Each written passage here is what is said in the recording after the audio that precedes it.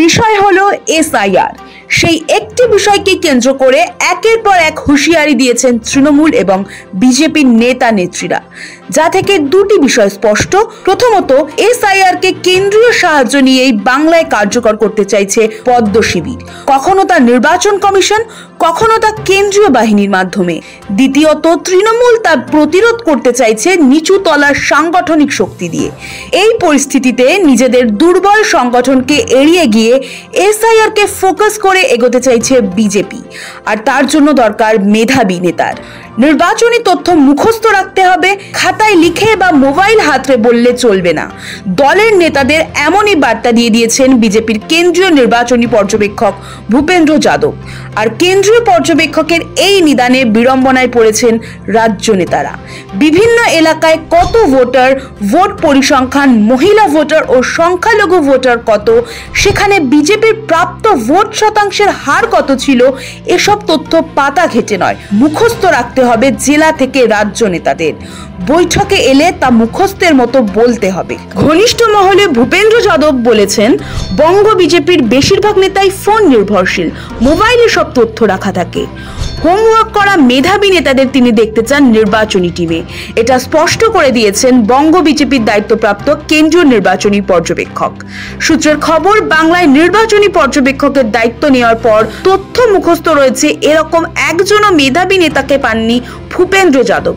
আসলে বঙ্গে এসআইআর পর্ব আসন্ন, জানিয়ে আশা এবং আকাঙ্ক্ষা দুই আছে বঙ্গ বিজেপির অন্দরে।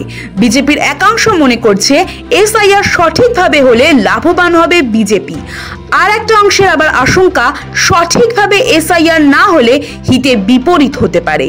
বুথ কেন্দ্রিক ভোটার লিস্ট ম্যাপিং এবং এসআইআর প্রক্রিয়ার জন্য ভীষণ জরুরি ভোটারদের তথ্য। নেতাদের যদি সামান্য তথ্যের জন্য মোবাইল হাতড়াতে হয়, তাহলে এসআইআর এর মতো বৃহৎ প্রক্রিয়ায় নাকানি চোবানি খেতে হবে। সেই আশঙ্কা থেকেই মেধাবী নেতা চাইছেন ভূপেন্দ্র যাদব। আসলে বিজেপি তৃণমূলের মধ্যে এই ধরনের লড়াই নতুন নয়। 2021 সালের বিধানসভা ভোট হোক বা 2024 সালের লোকসভা ভোট, দুটি ক্ষেত্রে বিজেপি ভরসা করেছিল কেন্দ্রীয় বাহিনীর উপর, আর তৃণমূলের শক্তি ছিল বুথ স্তরের সাংগঠনিক শক্তি এবং নির্বাচনের দিন টি-20 খেলার মেজাজ। দুটি ক্ষেত্রেই তৃণমূল জিতেছিল। দুটি নির্বাচনের ফলাফল বলেছিল কেন্দ্রীয় বাহিনীর তুলনায় তৃণমূলের বুথের বাহিনী দাপট বেশি দেখিয়েছিল। তবে বিজেপির পাল্টা বক্তব্য রয়েছে।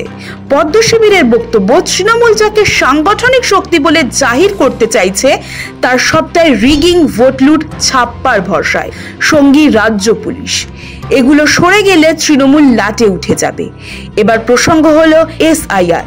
আসলে এসআইআর নিয়ে দু দলের নেতারা প্রকাশ্যে যা বলছেন, তা সবই কর্মী সমর্থকদের উজ্জীবিত করতে, যাতে ভোটের আগে মনোবল না ভাঙে।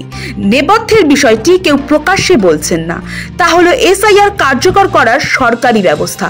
তৃণমূলের অনেকেই বলছেন, বিহারে যেভাবে গণহারে নাম বাদ দিতে পেরেছে নির্বাচন কমিশন, তা বাংলায় সম্ভব হবে না। তাদের বক্তব্য, বিহারের সরকারি ব্যবস্থা নীতিশ কুমার এবং বিজেপির নিয়ন্ত্রণে ছিল, ফলে আমলা এবং আধিকারিক তন্ত্রকে ব্যবহার করা গিয়েছে। তবে বাংলায় পরিস্থিতি ঠিক তার উল্টো।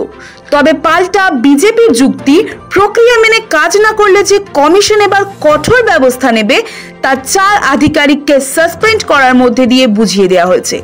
বিজেপি মনে করছে সরকারি ব্যবস্থাকে ব্যবহার করা এবার অত সহজ হবে না, বরং প্রয়োজনে কমিশন বাঁকা আঙুলে ঘি তুলবে। ফলে সম্মুখ সমরে দুই দল, কে জিতবে তার জন্য অপেক্ষা করতে হবে আরো কয়েক মাস। ব্যুরো রিপোর্ট, সময়, কলকাতা।